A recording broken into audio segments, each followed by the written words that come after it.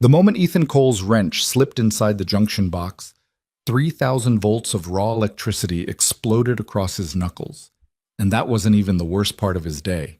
20 feet away, inside the mansion's security office, a billionaire CEO was watching him on 12 different camera angles, making a decision that would ruin both their lives. But right now, all Ethan could think about was the broken gate, the screaming paparazzi outside, and the fact that his truck payment was 3 weeks overdue. He had no idea the woman behind those cameras was about to become his biggest mistake. If you want to see how this impossible love story destroys everything they've built, stay until the end. Hit that like button and drop a comment with your city so I can see how far this story travels. The security gate made a sound like a dying animal, metal grinding against metal, sparks shooting from the motor housing in angry bursts of orange light. Ethan stood there with his toolbox, squinting against the morning sun, watching the whole mechanism seize up completely. Perfect, he muttered. Just perfect. Behind him, down the narrow access road that curved up toward the estate's main entrance, at least 30 photographers were packed against the outer fence line. Cameras clicked like insects. Voices shouted questions that all blurred together into white noise. Victoria, just one statement. Is it true about the merger? Who's the guy with the toolbox? Ethan ignored them. He'd been ignoring people his whole life. Bill collectors, his ex-wife's lawyer, the school counselor who kept suggesting his daughter needed additional support services he couldn't afford. One more crowd of strangers yelling at him wasn't going to register. He knelt down beside the gate's control panel, popping it open with a flathead screwdriver. Inside, the wiring looked like someone had let a toddler loose with electrical tape and a prayer. Whoever installed this system had taken shortcuts, dangerous ones. "You've got to be kidding me," Ethan said to nobody. His phone buzzed. He pulled it out without thinking, saw the name on the screen, and felt his chest tighten. "Jenny, you're late again. I'm keeping track this time. Don't think I won't use it." His ex-wife, mother of his 7-year-old daughter, professional grudge holder and part-time human nightmare. Ethan typed back with one hand while holding a voltage meter with the other. "Ethan, I'm working. I'll pick her up by 6. Jenny, you said that last week. She had to wait at aftercare until 6:45. Ethan, I said I'm working. He shoved the phone back into his pocket before she could respond. The voltage meter beeped. Live current running through a ground wire. Amateur hour. "Sir?" Ethan looked up. A woman in a black suit stood about 10 feet away, hands clasped in front of her like she was guarding the Pope. Security? Probably. She had that look. Dead eyes, tight mouth, zero sense of humor. "You need to fix that gate," she said. "Yeah, I got that part," Ethan replied. "That's why I'm standing here with tools." "Ms. Hale is waiting." "Ms. Hale can keep waiting. This thing's a fire hazard. If I rush it, we'll all be waiting while the fire department shows up." The woman's jaw tightened. She didn't like being talked back to. Ethan didn't care. He'd spent the last 4 years working repair contracts for rich people who thought throwing money at a problem made it disappear. They never liked hearing the truth. "How long?" the woman asked. 20 minutes if you stop talking to me. 40 if you don't." She turned and walked away without another word. Ethan went back to the wiring. Behind him, the photographers kept shouting. One of them had a drone now. He could hear the buzzing. He worked methodically. Strip the bad wire. Splice in a new connector. Test the relay. The sun climbed higher and sweat started soaking through the back of his shirt. His knees ached from kneeling on the concrete. Somewhere inside the estate, a dog barked. 15 minutes later, the gate's motor hummed back to life. Smooth, clean, no sparks. Ethan closed the panel, stood up, and hit the test button. The gate rolled shut with a solid metallic click, cutting off the photographer's mid-shout. Silence dropped over the driveway like a curtain. "Finally," Ethan said. He gathered his tools, wiped his hands on his jeans, and started walking toward his truck. He'd parked it near the service entrance, a beat-up Ford Ranger with a missing taillight and a dent in the driver's side door. Not exactly the kind of vehicle that belonged on a property like this. "Excuse me." The voice came from behind him, female, calm, the kind of voice that didn't have to yell to make people listen. Ethan turned around. She stood about 20 feet away, hands in the pockets of a gray blazer that probably cost more than his rent. Dark hair pulled back tight. No makeup, or maybe just enough that you couldn't tell. Sharp eyes that looked at him like she was doing math in her head. Victoria Hale. He recognized her from the news. You couldn't live in this city without seeing her face at least once a week. Magazine covers, business segments, charity galas. The woman who turned her father's failing tech company into a billion-dollar empire before she turned 30. The CEO who fired 3 executives in one day and made the stock price go up. "You're Ethan Cole," she said. "That's what my driver's license says." "You fixed the gate." "That's what you paid me for." She walked closer. Not fast, not slow, just steady. Like she'd already decided how this conversation would go and was giving him time to catch up. "You work for Prestige Property Services," she said. "Sometimes, when they need extra hands. And the rest of the time? I fix things. Whatever needs fixing." Victoria stopped about 6 feet away, close enough to talk without shouting, far enough to keep things professional. She looked at him the way people look at furniture they're thinking about buying, assessing quality, checking for damage. "The gate's been malfunctioning for 3 weeks," she said. 4 different technicians came out here. None of them could fix it. "They probably didn't want to," Ethan said. "That wiring was a mess. Fixing it right takes time. Easier to just tell you the whole system needs replacing." "But you fixed it." "I fixed it right. There's a difference." Something changed in her expression. Not a smile. Not exactly.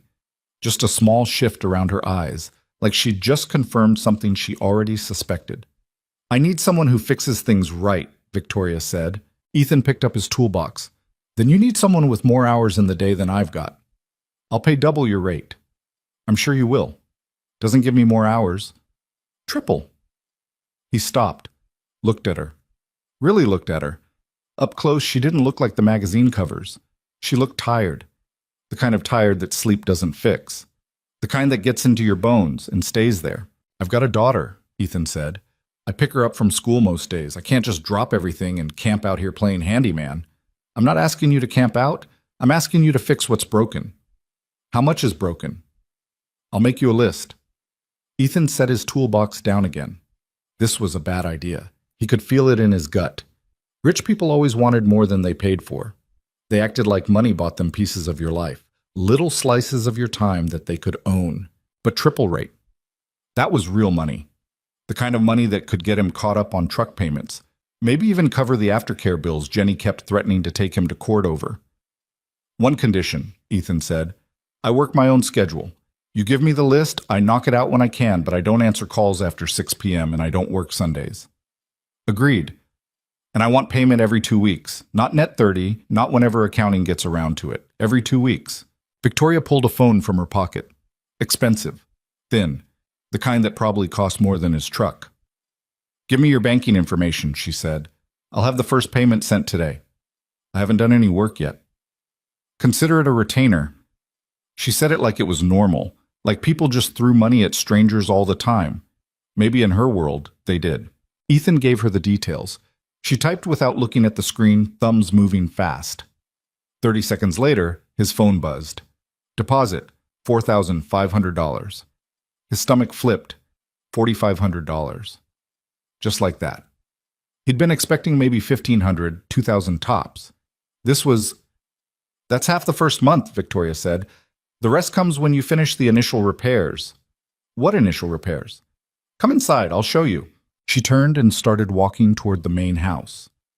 Ethan stood there for a second, looking at his phone, looking at her back, looking at his truck. Bad idea. Definitely a bad idea. He followed her anyway. Well, the inside of the estate looked like something out of a movie.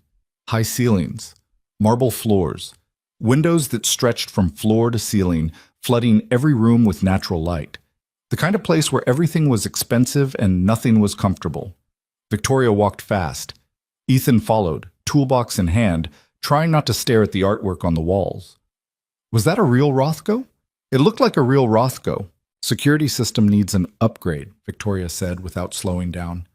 "Current setup is 5 years old. Half the cameras have dead zones. The motion sensors trigger every time a bird flies past the windows. You want me to install a new system? I want you to tell me what I need, then install it." They passed through a kitchen that could have fit Ethan's entire apartment inside it.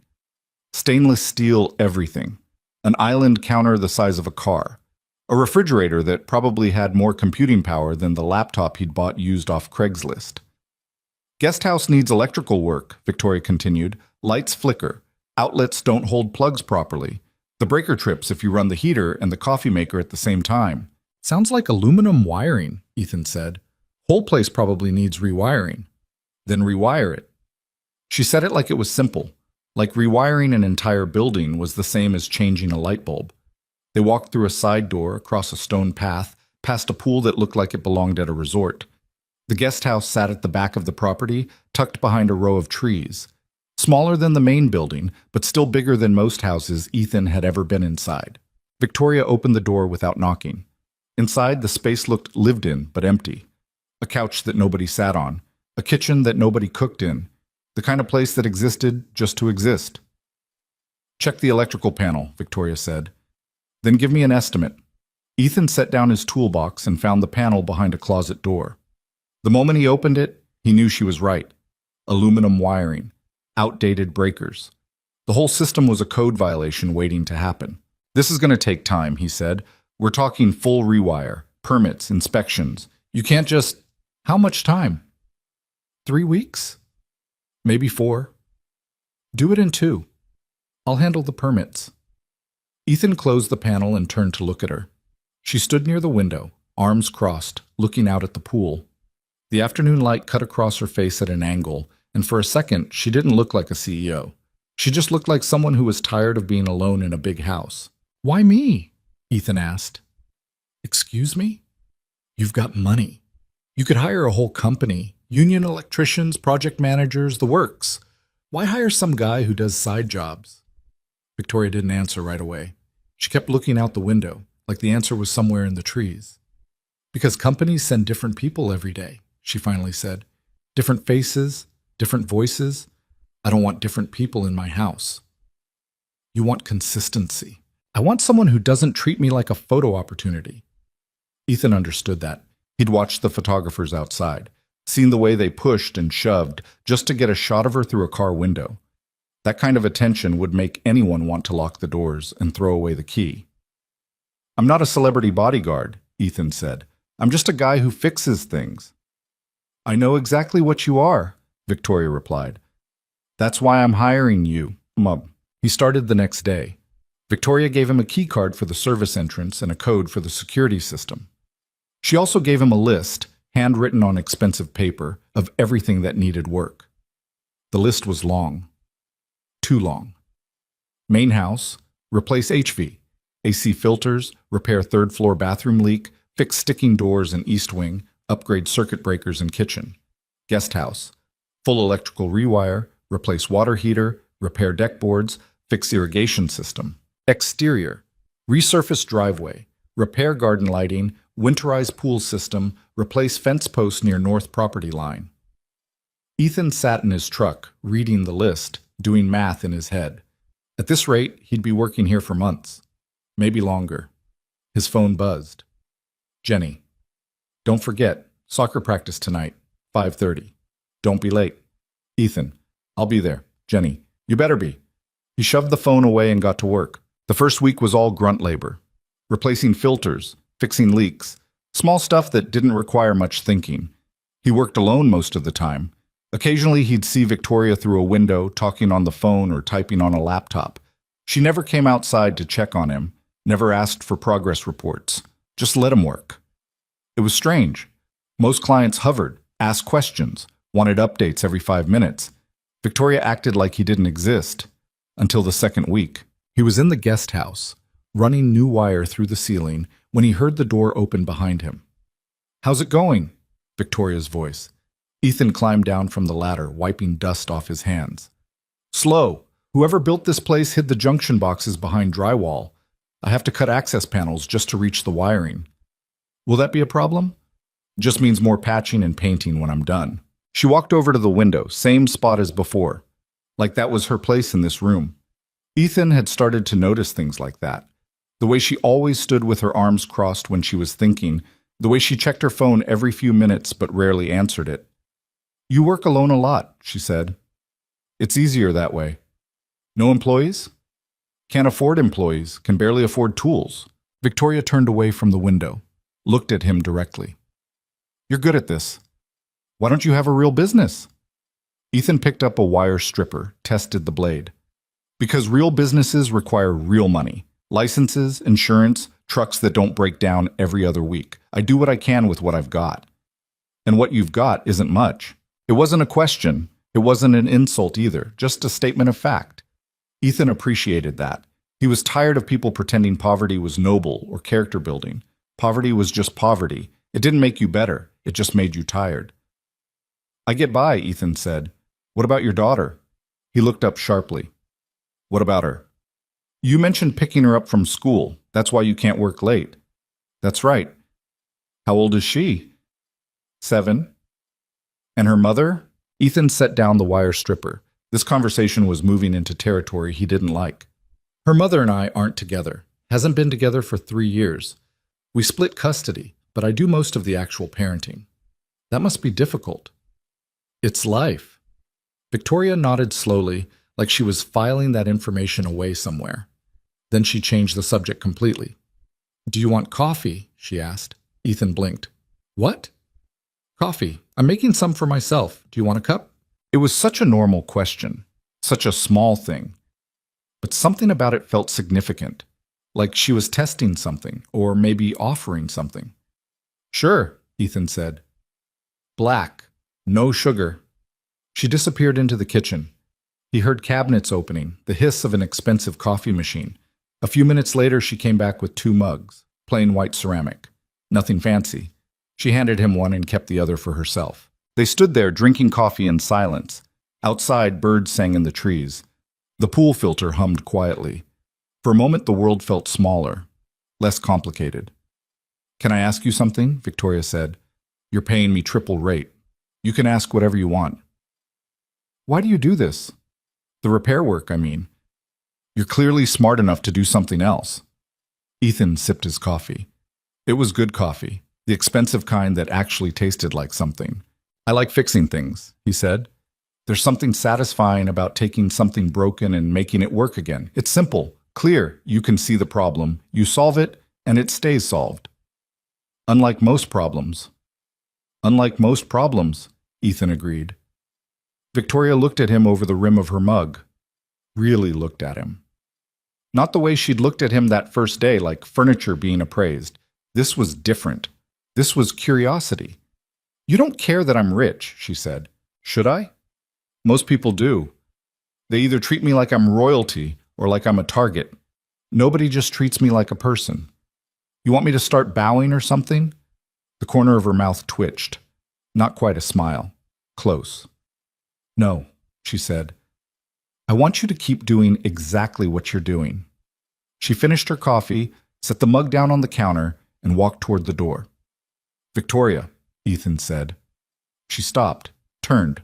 Why do you spend so much time out here? He asked. In the guest house, I mean. The main house is empty most of the time. She didn't answer right away, just stood there, hand on the doorframe, looking at nothing in particular.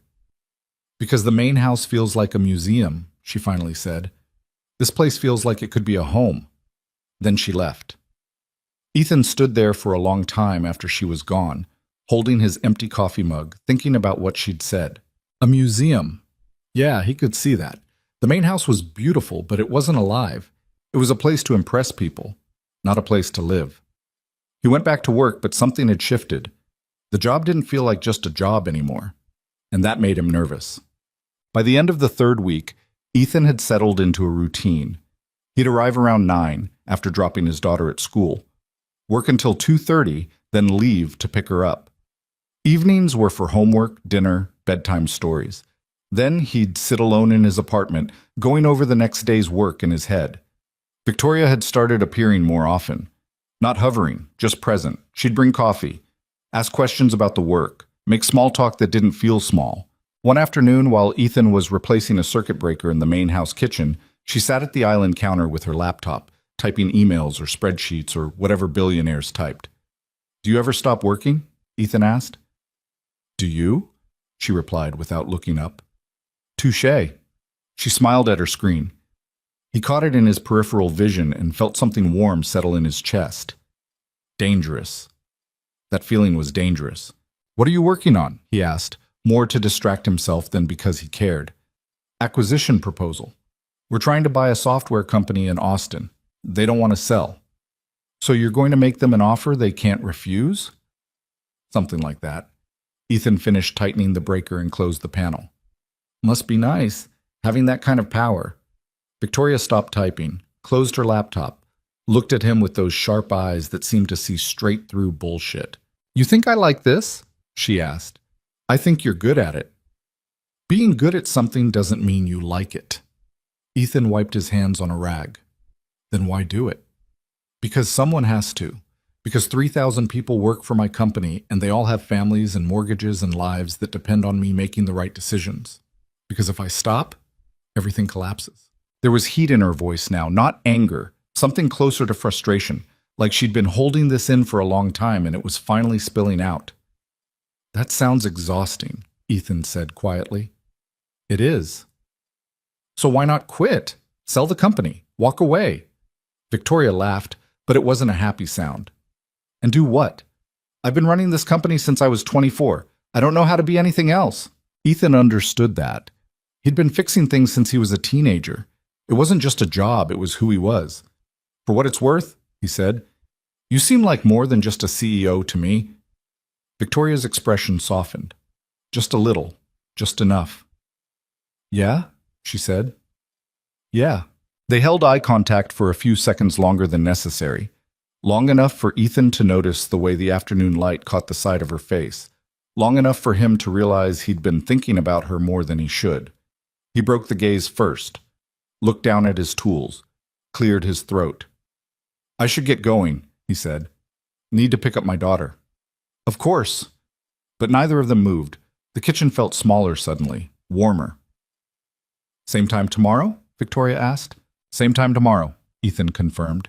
He packed his tools and left through the service entrance. Drove down the long driveway, past the security gate that now worked perfectly, out onto the main road where normal people lived normal lives. His phone buzzed at a red light. Victoria. Thank you for the conversation. I don't get many of those. Ethan stared at the message. His thumbs hovered over the keyboard. He should keep it professional, should just say no problem or any time and leave it at that. Instead, he typed, neither do I. He hit send before he could second guess himself. 3 dots appeared immediately, then disappeared, then appeared again. Victoria. Maybe we should fix that. The light turned green. Someone honked behind him. Ethan drove forward, but his mind stayed back in that kitchen, in that moment when everything had started feeling different. This was a bad idea. He knew it was a bad idea, but he was going to do it anyway. The next morning, Ethan showed up at 8:55 instead of 9. He told himself it was because he wanted to get an early start on the guest house wiring. That was a lie, and he knew it. Victoria's car was already in the driveway, a black Tesla that probably cost more than he'd make in 5 years. He parked his truck near the service entrance and grabbed his toolbox from the bed. His phone buzzed before he reached the door. Victoria. Coffee's ready, guest house. Ethan stared at the message. She was waiting for him. Actually waiting. That warm feeling from yesterday came back, settling in his chest like something he couldn't shake loose. He walked across the stone path, past the pool where morning sunlight turned the water into liquid glass. The guest house door was open. Inside, he could smell fresh coffee and something else. Bread, maybe? Toast. Victoria stood at the kitchen counter, pouring coffee into 2 mugs. She wasn't wearing a blazer today, just a simple white shirt and dark jeans. Her hair was down, falling past her shoulders in a way that made her look younger. Less CEO, more actual human being. You're early, she said, without turning around. So are you. I live here. You live in the main house. She handed him a mug. Their fingers brushed for half a second. Technically, they stood there drinking coffee while the morning stretched out around them. Ethan noticed things he shouldn't have been noticing. The way she held her mug with both hands, the small scar near her left eyebrow, the fact that she wasn't wearing any jewelry except a simple watch. I made toast, Victoria said. Want some? You don't have to feed me. I know I don't have to. I'm asking if you want some. Then, yeah, I want some. She pulled 2 plates from the cabinet and set them on the counter. The toast was already buttered, perfectly golden. It looked like something from a cooking show. They ate standing up, which felt strange and normal at the same time, like they were 2 people grabbing breakfast before work instead of a billionaire and the guy she was paying to rewire her guest house. Can I ask you something personal? Victoria said between bites. Depends on how personal. Your ex-wife. What happened there? Ethan took a long drink of coffee, buying himself time to decide how honest to be. We got married too young, had a kid too fast, realized we didn't actually like each other very much. That simple? Nothing's that simple, but yeah, basically. Does she make things difficult with your daughter? Every chance she gets. Ethan set down his mug harder than he meant to. Jenny thinks money fixes everything. She wanted me to get a corporate job, wear a tie, climb some ladder I didn't give a damn about. When I wouldn't do it, she decided I was a failure. Are you? The question was so direct it made Ethan laugh. By her standards, absolutely. By mine, I'm doing fine. Victoria nodded slowly, like she was processing that. My parents wanted me to sell the company after my father died. Said I was too young, too inexperienced. They wanted me to take the buyout offer and live off the money. But you didn't. No, I built it into something bigger instead, and now they don't talk to me anymore. Because you succeeded? Because I proved them wrong. Some people can't handle that. Ethan understood that more than she probably realized. His own father had told him he'd never amount to anything without a college degree. Told him trade work was for people who couldn't hack it in the real world. They hadn't spoken in 6 years. So we're both disappointments, Ethan said. Victoria smiled. A real smile this time. Not the careful half smile she usually gave. I'll drink to that. They tapped their coffee mugs together like champagne glasses. It was stupid and small and somehow felt more significant than it should have. I should get to work, Ethan said, even though he didn't want to move. Yeah, me too. But neither of them moved. They just stood there in the kitchen, morning light pouring through the windows, the world outside feeling very far away. Victoria's phone rang. The spell broke. She pulled it from her pocket, looked at the screen, and her whole face changed. The warmth disappeared. The CEO mask slid back into place. I have to take this, she said. Go ahead. She walked outside, phone pressed to her ear. Ethan could hear her voice through the open door. Sharp, professional. Completely different from the woman who'd just shared toast with him. He cleaned up the plates and got to work. The electrical panel was a disaster. Every time he pulled out another wire, he found 3 more problems hiding behind it. By noon, he'd opened up half the ceiling and discovered the previous electrician had violated about a dozen building codes. How bad is it? Ethan looked down from the ladder. Victoria stood in the doorway, jacket back on, hair pulled up again. She'd been in meetings all morning. He could tell by the tension in her shoulders. Bad, he said. Whoever wired this place should have had their license revoked. I'm finding live wires just hanging loose in the walls. Can you fix it? Yeah, but it's going to take longer than 2 weeks. More like 4. Maybe 5.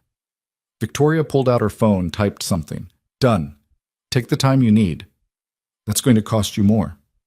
I don't care about the money, Ethan. I care about it being done right. The way she said his name made something tighten in his chest. Like it mattered to her. Like he mattered to her. Okay, he said. 4 weeks. She nodded and started to leave, then stopped. Are you eating lunch? Usually just grab something from my truck. There's leftover Thai food in the main house fridge. Help yourself. You don't have to. I know I don't have to. Stop saying that. She left before he could argue. Ethan stood there on the ladder, holding a wire stripper, trying to figure out when this job had stopped being a job. He ate lunch alone in the main house kitchen. The Thai food was expensive, the kind with actual vegetables and meat that didn't come from a freezer bag. He sat at the massive island counter, scrolling through his phone while he ate. Jenny had sent 4 messages, all of them variations on the same theme. He was irresponsible, unreliable, and she was documenting everything for the custody lawyer. He didn't respond. There was no point. Anything he said would just get twisted into ammunition. Instead, he opened the message from Victoria, the one from last night. Maybe we should fix that. He should delete it, should keep things professional, should remember that she was a client and he was the help. And crossing that line was a disaster waiting to happen. He didn't delete it. The afternoon passed slowly. Ethan ran new wire through the ceiling, marked junction boxes, tested connections. Methodical work that let his mind wander. He thought about Victoria, about the way she'd looked at him this morning, about the fact that she'd made him toast. It was just toast. It didn't mean anything. Except it did. He knew it did. Around 2:15, he cleaned up and headed out. He had to pick up his daughter from school, then deal with soccer practice and homework and all the normal parent things that filled his evenings. His truck coughed twice before starting. He made a mental note to check the battery. Again. His phone buzzed as he reached the main road. Victoria. Same time tomorrow? Ethan. Yeah, same time. 3 dots appeared. Disappeared. Appeared again. Victoria. I'll make pancakes. Ethan stared at the message so long he almost missed his turn. She was flirting, or being friendly, or just being nice. He couldn't tell which, and that uncertainty was killing him. Ethan. You don't have to cook for me. Victoria. Stop telling me what I don't have to do. He smiled at his phone like an idiot. Then he put it away and drove to pick up his daughter before he did something stupid. The next 2 weeks fell into a pattern. Ethan would show up at the estate, Victoria would have breakfast ready, and they'd spend 30 minutes talking before he started working. Sometimes she'd stay in the guest house while he worked, typing on her laptop or making phone calls. Sometimes she'd disappear into the main house for hours, then come back looking exhausted and sit on the couch while he explained whatever electrical problem he'd just discovered. They talked about everything. His daughter, her company, his ex-wife, her parents, books they'd read, movies they'd watched, places they'd never been but wanted to go. Victoria told him about growing up rich but lonely, with parents who threw money at problems instead of dealing with them. About taking over her father's company at 24 and having every executive twice her age treat her like a child playing dress-up. Ethan told her about growing up poor but surrounded by people, in a neighborhood where everyone knew everyone and nobody had anything but they shared it anyway. About learning to fix things because they couldn't afford to replace them. About marrying Jenny because she was pregnant and it seemed like the right thing to do, then realizing too late that right and good weren't the same thing. Do you regret it? Victoria asked one morning while they drank coffee on the guest house deck. Getting married? I regret marrying the wrong person, Ethan said. I don't regret my daughter. She's the only thing I've ever done that feels completely right. What's her name? Sophie. Tell me about her. So he did. He told Victoria about Sophie's obsession with dinosaurs, her terrible knock-knock jokes, the way she still held his hand when they crossed streets. He told her about reading bedtime stories in silly voices and helping with math homework, even though he barely remembered fractions himself. Victoria listened like it mattered, like his stories about a 7-year-old girl were just as important as her stories about running a billion-dollar company. You're a good father, she said when he finished. I'm trying to be. That's more than a lot of people do. They sat in comfortable silence after that. The morning was cool and mist hung low over the pool. Somewhere in the trees, birds were having a loud argument about territory. I wish I'd had a father like you, Victoria said quietly. Ethan looked at her. She was staring out at the water, her expression unreadable. What was your father like? He asked. Absent. Even when he was physically present, he wasn't really there. He cared about the company, about making money, about his reputation. He didn't care much about me. I'm sorry. Don't be. It made me strong, made me learn to rely on myself. Being strong all the time sounds exhausting. Victoria turned to look at him. It is. Something passed between them in that moment. Recognition, maybe, or understanding. Two people who'd spent their whole lives carrying weight alone, suddenly realizing they didn't have to. Ethan's phone alarm went off. Time to get to work. He stood up, breaking the moment before it could become something he couldn't walk back from. I should check those junction boxes, he said.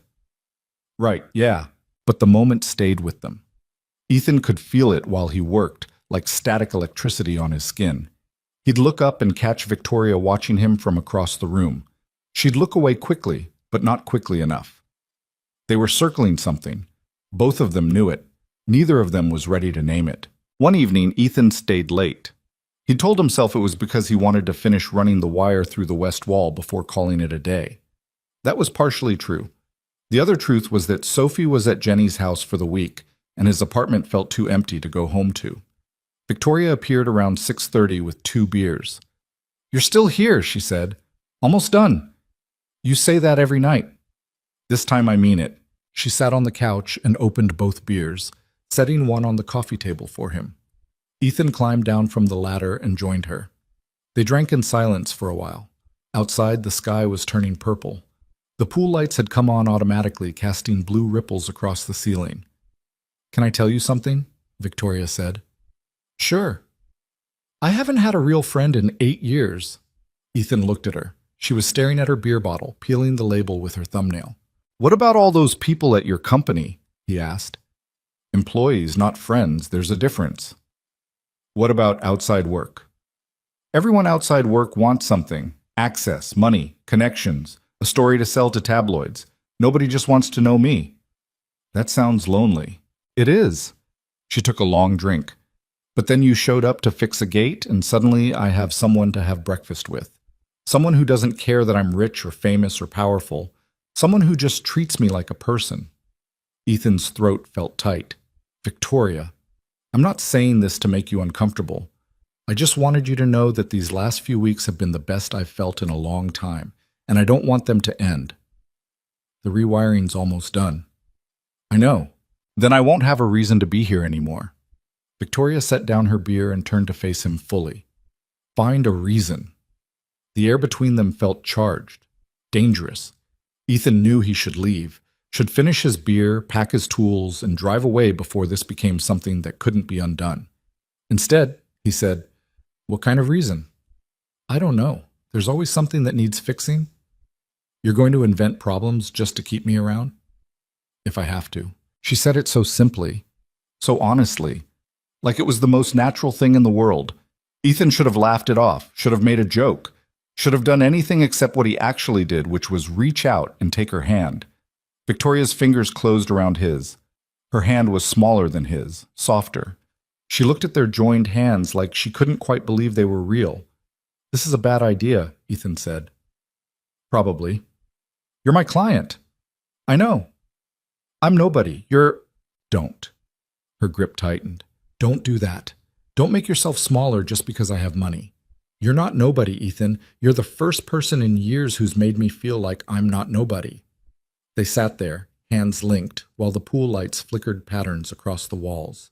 Ethan could hear his own heartbeat, could feel the warmth of her skin against his. "I should go," he said. "Okay." But neither of them moved. Victoria leaned closer, just slightly, just enough for Ethan to smell her perfume, something light and expensive that probably had a French name he couldn't pronounce. "I'm going to kiss you," she said, "and if you don't want that, you should leave right now." Ethan didn't leave. She kissed him softly, carefully, like she was afraid he might break. Her hand came up to touch his face, fingers brushing against his jaw. When they pulled apart, Ethan couldn't breathe properly. His brain was screaming warnings, red flags, danger signs. His heart wasn't listening. "That was," he started. "A mistake?" Victoria finished. "I was going to say worth repeating." She smiled, a real smile, the kind that reached her eyes and made her look like someone who hadn't forgotten how to be happy. They kissed again. Slower this time. Deeper. Ethan's hand found the back of her neck, fingers tangling in her hair. Victoria made a small sound that went straight through him. When they finally broke apart, they were both breathing hard. "We can't do this," Ethan said. "I know. If anyone finds out, I know. Your reputation, your company, everything you've built. I know, Ethan. I know all of it." She pressed her forehead against his. "But I don't care. Not right now. Right now I just want to feel like a person instead of a brand." Ethan understood that.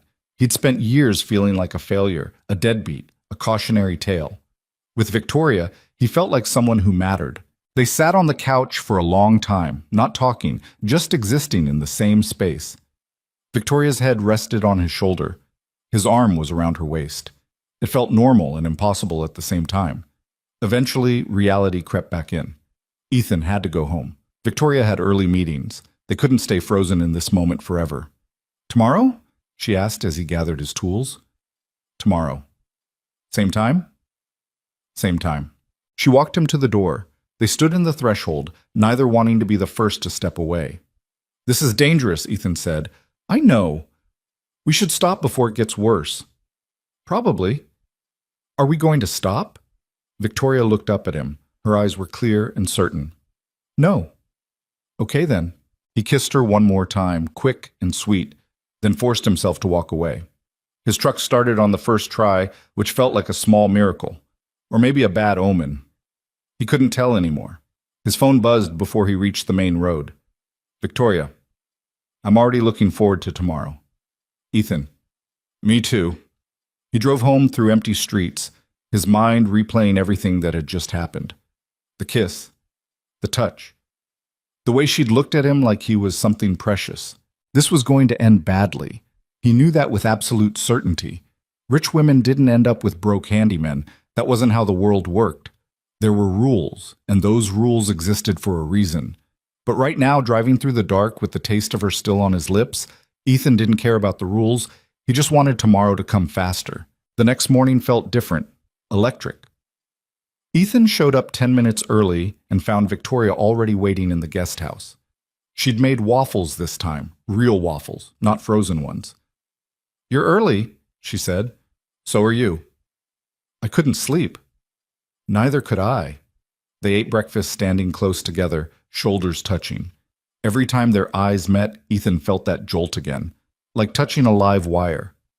We need to be careful, Victoria said between bites. I know. My security team watches everything. The cameras, the gates, who comes and goes. Can they see us in here? No. I had the guest house cameras removed last year. Privacy. Lucky coincidence. Not a coincidence. She looked at him. I've been planning this longer than you think. That confession should have scared him. Instead, it made him feel wanted in a way he hadn't felt in years. They kissed against the kitchen counter, waffles forgotten. Victoria's hand slid under his shirt, fingers tracing the muscles in his back. Ethan lifted her onto the counter, and she wrapped her legs around him. We have to stop, she said between kisses. Why? Because if we don't, I'm going to do something that makes it impossible to pretend this is casual. Ethan pulled back just enough to look at her. Her hair was messy, her lips were swollen. She looked nothing like the controlled CEO from the magazines. What if I don't want it to be casual, he asked. Then we're both in trouble. They kissed again, slower this time, more deliberately, like they were memorizing each other. Eventually, they forced themselves apart. Ethan had work to do. Victoria had meetings. The real world was waiting. But something had changed. They both felt it. Over the next week, they fell into a new rhythm. Breakfast together, stolen kisses between work calls, lunch on the deck, more kisses. Ethan working while Victoria sat nearby, both of them hyper-aware of each other's presence. They kept it hidden, careful. When other people were around, security guards, delivery drivers, the occasional executive who stopped by, they maintained perfect professional distance. But alone, they were something else entirely. One afternoon, while Ethan was testing the new electrical panel, Victoria came up behind him and wrapped her arms around his waist. I have a confession, she said. What? The irrigation system doesn't actually need fixing. Ethan turned in her arms. What? And the deck boards are fine, and half the things on that list I gave you are just excuses to keep you here longer. Are you serious? Completely serious. I started making up problems after the second week. Ethan should have been angry, should have felt manipulated. Instead, he laughed. You're unbelievable, he said. Is that a complaint? No, it's an observation. She kissed him, and he forgot why he'd been pretending to be upset. They spent that evening on the guest house couch. Victoria curled against his chest while some movie neither of them was watching played on the TV. It felt domestic, normal, like they were a couple instead of a secret. What happens when this work runs out? Ethan asked. I'll find more work. You can't keep inventing problems forever. Watch me. She said it like a joke, but Ethan heard the fear underneath. She was scared of what happened when he didn't have a reason to be here anymore. So was he. We could just tell people, he said. Victoria sat up. Tell them what? That we're together. Whatever this is. You know we can't do that. Why not? Because the moment this becomes public, everything changes. The media will destroy you. They'll dig up every mistake you've ever made, every late payment, every argument with your ex-wife. They'll make you look like a gold digger and me look like a fool. Maybe people would understand. People don't understand. They judge. And I can't afford to be judged right now. I'm in the middle of 3 major acquisitions. The board is already watching me for any sign of weakness. A scandal like this would give them exactly the ammunition they need to push me out. Ethan knew she was right. Didn't make it hurt any less. So we hide, he said. We hide, Victoria confirmed. For how long? I don't know. She leaned back against him, and they sat in silence while the movie played on. Outside, night had fallen completely. The estate felt like an island cut off from the rest of the world. Ethan's phone buzzed. He ignored it. It buzzed again and again. Finally, he checked it. 7 messages from Jenny. All urgent, all angry. Jenny, where are you? Jenny, you were supposed to pick up Sophie an hour ago. Jenny, I have plans, Ethan. I can't just wait around. Jenny, this is exactly the kind of shit I'm talking about. Jenny, answer your phone. Jenny, I'm documenting all of this. Jenny, you're such a deadbeat. Ethan's stomach dropped. He'd completely forgotten. It was his day to pick up Sophie. He was supposed to be there at 6. It was almost 8. I have to go, he said. Standing up so fast, Victoria nearly fell off the couch. What's wrong? I forgot to pick up my daughter. Fuck. He grabbed his keys, his phone, his jacket. Victoria followed him to the door. Ethan, wait. I can't. Jenny's going to use this. She's already building a case that I'm unfit, and I just gave her more ammunition. It was one mistake. You don't understand. With Jenny, there are no small mistakes. Everything gets magnified and weaponized. He kissed Victoria quickly, then ran to his truck. The engine coughed, sputtered, refused to start. No, come on! He tried again. Nothing. Victoria appeared beside the truck. Take my car. I can't. You don't have time to argue. Take it. She tossed him the keys to the Tesla. Ethan caught them on instinct. I'll get your truck looked at, Victoria said. Just go. Ethan ran to the Tesla, fumbled with the door, finally got it open. The car started silently. He'd never driven anything this expensive in his life. He didn't care. He just drove. He made it to Jenny's house in 15 minutes, running 2 red lights and breaking every speed limit between the estate and her neighborhood. Sophie was sitting on the front porch, small and alone, backpack beside her. Ethan's heart broke. He parked and ran to her. Sophie, I'm so sorry. I'm so sorry. She looked up at him with big eyes. You forgot me. I didn't forget you. I just lost track of time. I'm sorry, baby. Jenny appeared in the doorway. Lost track of time. That's rich. Jenny, please. No, you don't get to please me. You don't get to show up 90 minutes late driving some rich person's car and expect me to just let it slide. It was one time. It's never one time with you, Ethan. It's a pattern. You're unreliable. You always have been. Sophie stood up, grabbing her backpack. Can we just go, Dad? Ethan wanted to argue, wanted to defend himself. But Sophie was looking at him with those eyes that said she just wanted this to be over. Yeah, sweetheart, let's go. They walked to the Tesla together. Sophie climbed in, looking around at the expensive interior with wide eyes. Whose car is this? She asked. A friend's. Mine broke down. Must be a really good friend. Yeah, she is. They drove in silence for a few blocks. Then Sophie said quietly, Mom says you're going to lose custody. Ethan's hands tightened on the steering wheel. That's not true. She says you care more about work than me. Sophie, listen to me. That is absolutely not true. You are the most important thing in my entire life. Sometimes adults make mistakes. Sometimes we're late. Or we forget things. But that doesn't mean we don't care, do you understand? I guess. I love you more than anything, okay? Okay? She was quiet for the rest of the drive.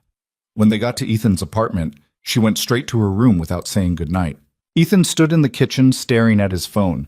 12 missed calls from Jenny, 6 voicemails he didn't want to listen to, 1 message from Victoria. Victoria. Is everything okay?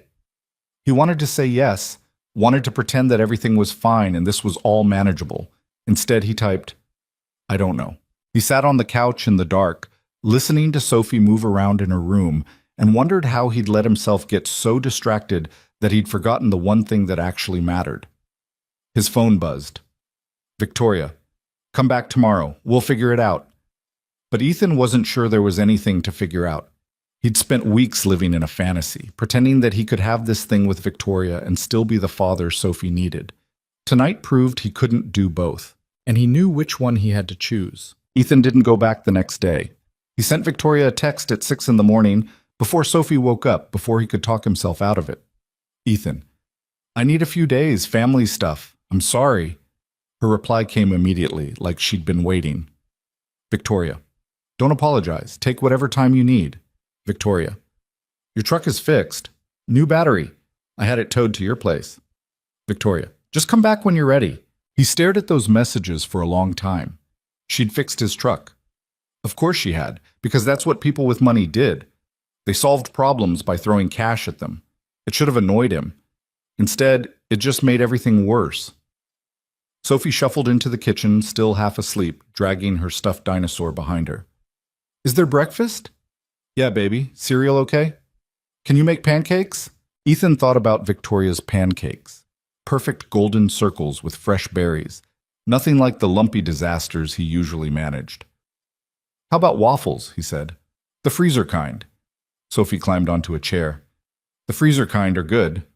He made her waffles and sat across from her while she ate, watching her carefully, looking for signs of damage from last night. From all the nights he'd been distracted, thinking about a woman in a mansion instead of the kid right in front of him. Dad? Sophie said through a mouthful of waffle. Yeah? Are you sad? The question hit him harder than it should have. Why do you think I'm sad?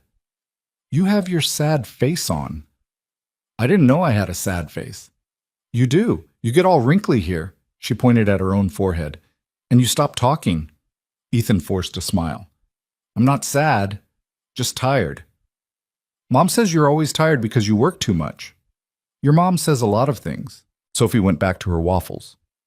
Ethan's phone buzzed on the table. He flipped it over without looking. Probably Victoria. Probably worried. He couldn't deal with that right now. The day crawled by. He took Sophie to the park even though it was cold and threatening rain, pushed her on the swings until his arms ached, helped her climb the monkey bars, pretended everything was normal while his brain kept replaying that moment on Jenny's porch. Sophie sitting there alone, looking small and forgotten. That evening, after Sophie went to bed, Ethan finally looked at his phone. 7 messages from Victoria. He read them in order. Victoria. How's Sophie? Victoria. I keep thinking about what you said, about Jenny building a case. Victoria. Is there anything I can do? Victoria. I know you need space. I'm trying to give it to you. Victoria. But I miss you. Victoria. That sounds pathetic. Sorry. Victoria. Just let me know you're okay. He sat on the couch in the dark, phone screen glowing in his hand. He should write back, should say something. But what? That he missed her too? That every time he closed his eyes, he saw her face? That he couldn't stop thinking about how her hand felt in his? None of that mattered. What mattered was Sophie. What mattered was being the parent she deserved instead of some distracted mess who forgot to pick her up because he was too busy making out with a billionaire. His phone rang. Victoria. He stared at it for 3 rings before answering. Hey, he said. You answered. She sounded relieved. I was starting to think you were avoiding me. I wasn't avoiding you. Liar. Okay, maybe a little. Silence stretched between them. Ethan could hear background noise on her end. Wind, maybe, or traffic. Where are you? He asked. On the deck, looking at the pool, thinking about you. Victoria, I know what you're going to say. That this is too complicated. That we should stop before someone gets hurt. That you need to focus on your daughter. All of that is true. I know, but it doesn't change how I feel. Ethan pressed his palm against his forehead. How you feel doesn't matter if it destroys your company or gives my ex-wife ammunition to take away my kid. So what are you saying? That we're done? The question hung in the air like smoke. Ethan wanted to say yes, Wanted to end this cleanly before it got messier, before someone actually got hurt. I don't know, he said instead. That's not an answer. It's the only answer I have right now. Victoria was quiet for a long moment. When she spoke again, her voice was smaller. I understand. I do. But Ethan, I need you to understand something too. These last few weeks with you have been the only time in 8 years I've felt like a real person. Not a CEO, not a brand, just me. And I don't want to lose that. You're not going to lose yourself just because I'm not around. You'd be surprised what you lose when you spend every day pretending to be someone you're not. Ethan knew exactly what she meant. He'd spent years pretending to be okay when he wasn't, pretending his life was fine when it was held together with duct tape and hope. I need time, he said, to figure out how to do this without screwing up everything else. Okay? Take your time. I'll be here. Victoria, I mean it. I'm not going anywhere. She hung up before he could respond. Ethan sat there with the dead phone pressed to his ear, wondering how he'd managed to make such a mess of something that had felt so simple a week ago. 3 days passed. Ethan took Sophie to school, picked her up, made dinner, helped with homework. Lived his normal life. Tried not to think about Victoria every 5 minutes. It didn't work. On the 4th day, Jenny called. Ethan almost didn't answer, but avoiding her just made things worse. We need to talk, she said without preamble. About what? About your living situation, about your work schedule, about whether you're actually capable of being a reliable parent. Ethan's jaw clenched. I'm a perfectly reliable parent. Really? Because Sophie told me you forgot to pick her up last week, left her sitting on my porch for 90 minutes. That was one time. One mistake. It's never one mistake with you, Ethan. It's a pattern. And I'm tired of pretending it's fine. What do you want, Jenny? I want you to agree to revised custody. I keep Sophie during the week. You get every other weekend. Ethan's heart stopped. Absolutely not. Then I'm filing with the court. And when I do, I'm going to bring up every late pickup, every missed payment, every time you've put your work ahead of our daughter. I've never put work ahead of Sophie. You sure about that? Because from where I'm standing, it looks like you've been spending a lot of time at some fancy estate, working for some CEO. What's her name? Victoria something? Ice flooded Ethan's veins. How do you know about that? I have friends, Ethan. Friends who see things. Friends who talk. There's nothing to see. She's a client. I'm doing electrical work. Right. Electrical work. Is that what we're calling it? Jenny, I swear to you. Save it. I don't care what you're doing or who you're doing it with. I care about Sophie.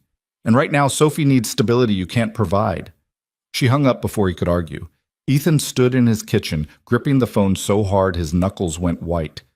Jenny knew. Somehow she knew. And if she knew, that meant other people knew, which meant it was only a matter of time before everyone knew.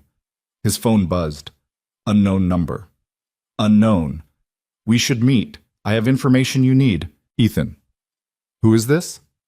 Unknown. Someone who knows what's really happening at Victoria Hale's estate. Coffee, tomorrow. 10 a.m. Morton's on 5th. Come alone. Ethan stared at the message. Every instinct screamed trap. But if someone out there had information, if they knew something that could hurt Victoria or give Jenny more ammunition, he needed to know what it was. He texted back. Ethan, I'll be there. The next morning, Ethan dropped Sophie at school and drove to Morton's. It was one of those overpriced coffee shops where a regular coffee cost $7 and came with a lecture about fair trade beans. He spotted the guy immediately. Mid-40s, expensive suit, the kind of face that made a living being forgettable. He sat in the back corner, already nursing an espresso. Ethan walked over. You the one who texted me? Ethan Cole, sit down. I'd rather stand. Suit yourself. The man slid a manila folder across the table. You should look at this. Ethan didn't touch it. Who are you? My name's Marcus Webb. I'm a private investigator. I've been watching Victoria Hale's estate for the past 3 weeks. Who hired you? That's confidential, but let's just say there are people very interested in Ms. Hale's personal life, especially when it involves a certain handyman who's been spending a suspicious amount of time at her property. Ethan's stomach turned. There's nothing suspicious about it. I'm doing repair work. Really? Because these photos tell a different story. Marcus flipped open the folder. Inside were surveillance photos. Ethan and Victoria on the guest house deck. Ethan and Victoria standing close in the kitchen. Ethan and Victoria kissing against the counter. The photos were grainy, taken from a distance, but clear enough. Where did you get these? Ethan asked quietly. Long-range lens, thermal imaging, modern surveillance makes privacy pretty much impossible. What do you want? I don't want anything. I'm just doing my job. But my client, they want you to know that if this continues, these photos go public, social media, gossip sites, news outlets, everywhere. Your client can go to hell, probably. But that won't stop the photos from leaking. And when they do, Ms. Hale's reputation gets destroyed. Her board will force her out. Her competitors will tear her apart. And you? You'll become the gold digger who brought down a billionaire. Marcus closed the folder and slid it toward Ethan. Keep them. Consider them a warning. Walk away now, quietly, and this all disappears. Keep seeing her, and everyone suffers. Who hired you? Ethan asked again. Does it matter? Could be business rivals. Could be someone on her board who wants her gone. Could be your ex-wife. Could be all three working together.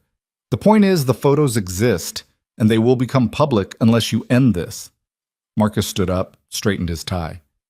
You seem like a decent guy. You've got a kid to think about. Is one woman really worth losing everything? He walked out without waiting for an answer. Ethan sat down hard in the chair, staring at the folder.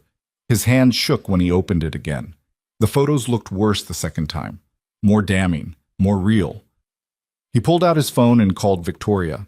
She answered on the first ring. Ethan, what's wrong? We need to talk, now, in person. I'm in a meeting. Can it wait until... No, it can't wait. Something in his voice must have convinced her. Give me 20 minutes. I'll meet you at the guest house. Ethan drove to the estate on autopilot. The security gate opened smoothly. The gate he'd fixed that first day. The day that started all of this. He parked near the guest house and sat in his truck, staring at the folder on the passenger seat. He should burn it. Should destroy the photos and pretend this conversation never happened. But that wouldn't make them go away. Victoria appeared 15 minutes later, walking fast across the stone path. She was wearing a black dress and heels, full CEO mode, but her face was worried. What happened? She asked the moment she reached him.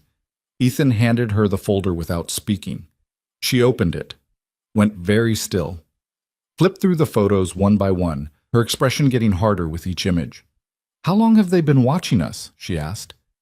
3 weeks, apparently. Who hired them? He wouldn't say. Could be anyone, your board, your competitors, my ex-wife, take your pick. Victoria closed the folder. Her hands were steady, but Ethan could see the tension in her shoulders. What did they want? For me to walk away. Stop seeing you. If I do, the photos stay private. If I don't, they leak everything. Blackmail. Yeah. Victoria looked at the folder like it was a snake. We knew this could happen. We talked about this. Talking about it and having actual proof are different things. So what do you want to do? Ethan wanted to scream, wanted to punch something, wanted to rewind time to before that first kiss and make a different choice. I don't know, he said. But Jenny already knows something. She called yesterday threatening to take me to court for custody. She mentioned your name. Someone's feeding her information. So they're coming at both of us. Classic pressure tactic. This isn't a business deal, Victoria. This is my daughter. If Jenny gets full custody because of some scandal, I lose everything that actually matters. Victoria flinched like he'd hit her. Right, of course. Sophie comes first. That's not what I meant. No, you're right. She should come first. I understand that. But she didn't understand. Ethan could see it in her eyes. The hurt. The feeling of being second place. Again. I'm not trying to hurt you, Ethan said. I'm trying to figure out how to protect everyone. You can't. That's the problem. Someone's going to get hurt no matter what we do. They stood there in the driveway, the folder of photos between them like a bomb that hadn't exploded yet. Maybe we should stop, Victoria said quietly, before this gets worse. Is that what you want? No, but what I want doesn't matter anymore. Ethan's chest ached. Victoria, I mean it. I've spent my whole life making hard choices. sacrificing things I wanted for things I needed. This isn't any different. It feels different. Because it is different. She looked at him with those sharp eyes that saw everything. I love you. I didn't mean to. I tried not to. But I do. The words hit Ethan like a physical blow. She loved him. She'd actually said it. You can't say that right now, he said. Why not? Because it makes this harder? Everything about this is already hard. Because if you say it, I'm going to say it back. And then neither of us will be able to walk away. Victoria's expression cracked, just for a second, just enough for him to see the real fear underneath. Then don't say it, she whispered. Just go. Walk away. Protect your daughter. Let me deal with whoever's trying to destroy me. I'm not going to let you deal with this alone. You don't have a choice. Ethan stepped closer, took her face in his hands. I'm not leaving you. You have to. I don't have to do anything except figure out who's behind this and stop them before they hurt either of us. Victoria closed her eyes, leaned into his touch. You can't stop this. Money can't stop this. Power can't stop this. Once those photos leak, it's over. Then we leak them first. Her eyes snapped open. What? You heard me. We control the narrative. We go public on our terms, not theirs. Ethan, that's insane. The media will crucify us. Maybe. But at least we'd be doing it together. At least we'd have a chance to tell the truth instead of letting them make up whatever story sells clicks. Victoria pulled back, shaking her head. You don't understand what that would mean. The scrutiny, the invasion. Every detail of your life becomes public property. Every mistake you've ever made gets magnified and twisted. Your ex-wife would have a field day. She's already having a field day. She already knows. Might as well stop hiding. And what about Sophie? What about when she's old enough to Google her father and finds 1,000 articles about him sleeping with some rich CEO? That stopped Ethan cold. He hadn't thought about that. About Sophie years from now, reading headlines, seeing photos, dealing with the fallout of choices he made before she was old enough to understand. Then what do we do? He asked. Just let them win? We do what makes sense. You walk away. I issue a statement saying you were a contractor who did excellent work. End of story. The photos can't prove anything if we're not actually together anymore. You want me to just disappear from your life. I want you to protect your daughter. By abandoning you. Yes. Ethan felt something break inside him. I can't do that. You have to. Victoria, please. Her voice cracked. Please don't make this harder than it already is. I'm trying to do the right thing here. The right thing is us staying together and fighting this. No. The right thing is protecting the people who depend on us. You have Sophie. I have 3,000 employees. We can't be selfish. She was right. Ethan hated that she was right. But she was. So this is it, he said. We just end it. We end it before someone else ends it for us. Victoria picked up the folder of photos, held it against her chest like armor. I'll handle the investigator. I'll figure out who hired him and deal with it. You just focus on your daughter. What about us? There is no us.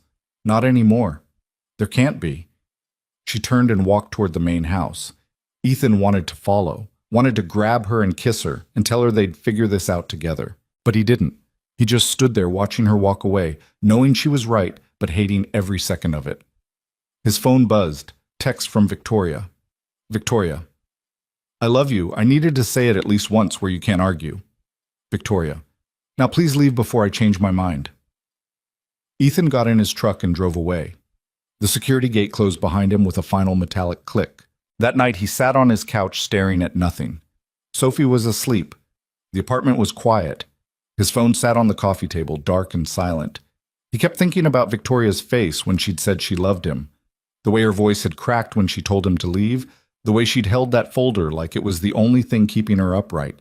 He'd walked away, done the right thing, protected his daughter from the scandal that would have destroyed both their lives. So why did it feel like he'd just made the biggest mistake of his life?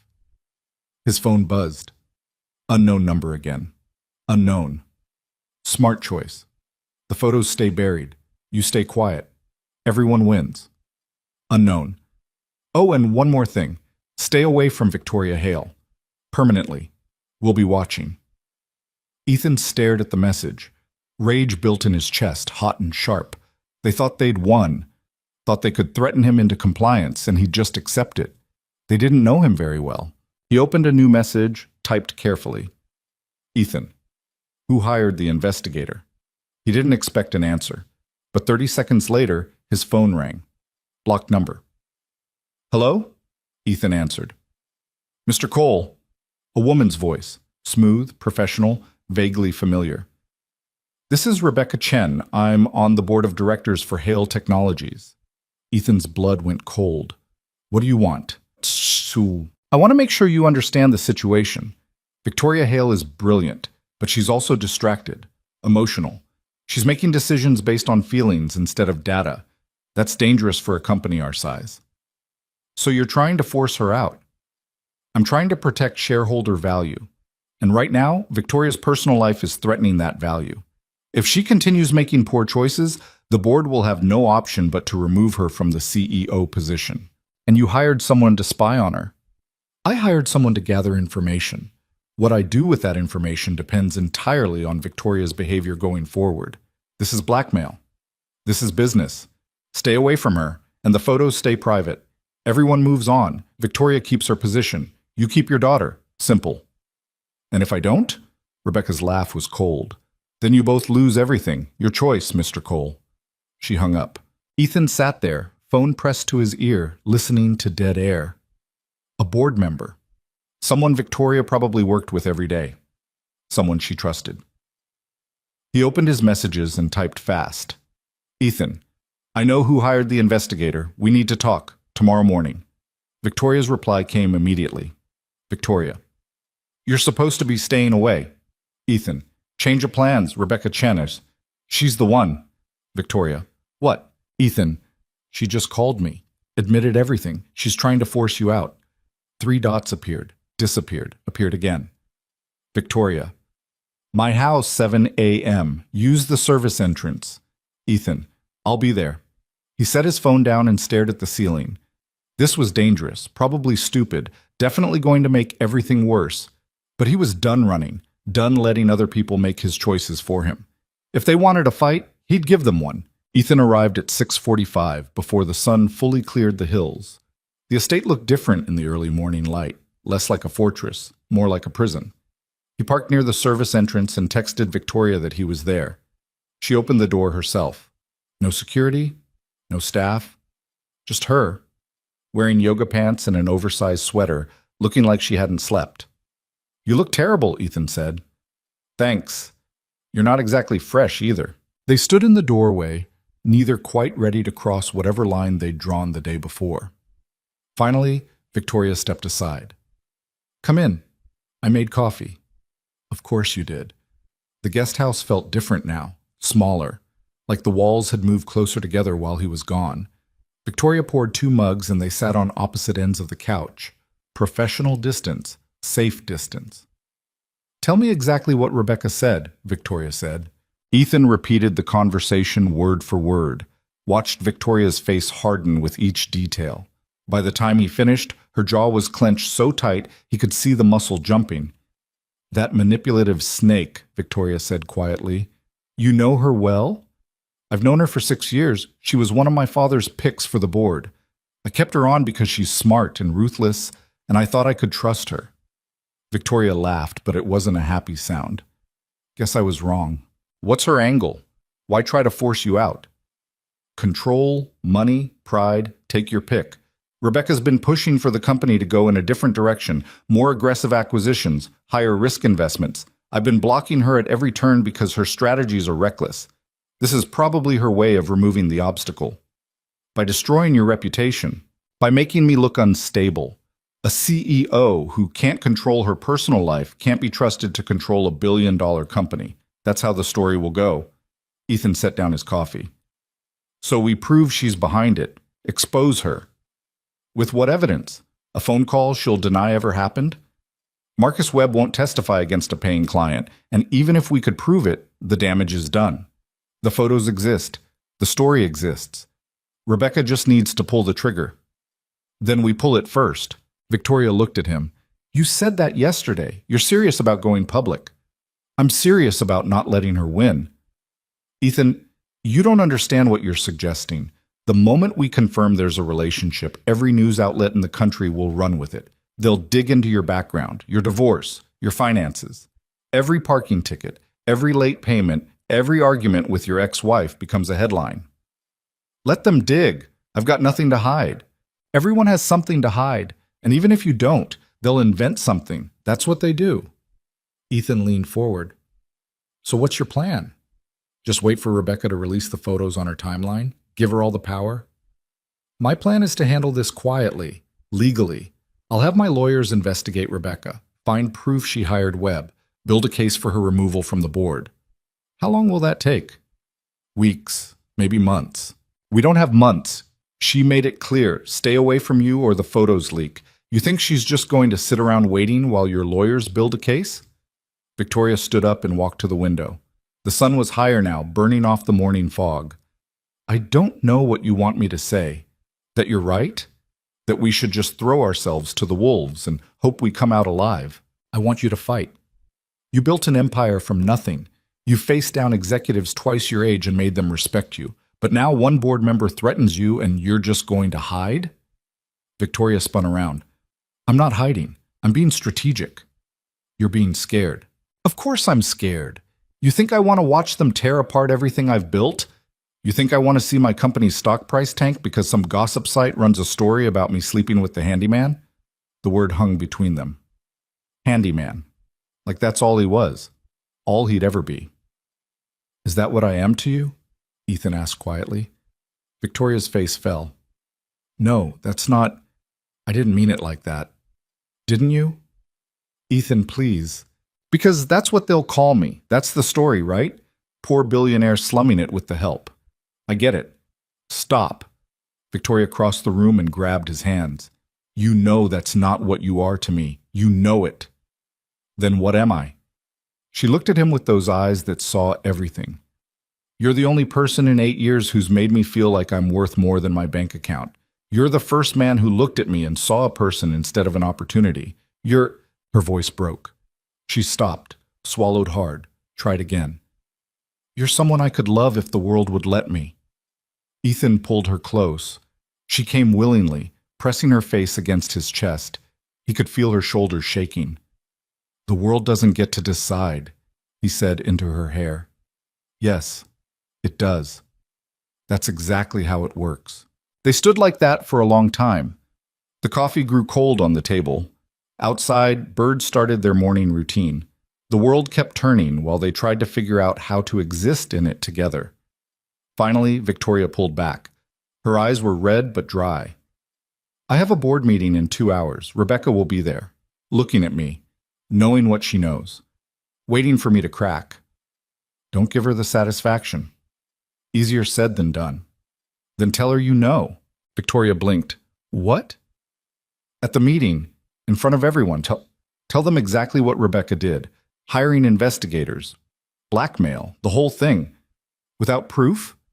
Your word against hers. Let the board decide who they believe. That's insane. Maybe, but it's better than letting her control the narrative. Victoria walked to the window again, thinking. Ethan could see her brain working, running scenarios, calculating risks. If I do this, she said slowly, and I can't prove it, Rebecca will claim I'm having a breakdown.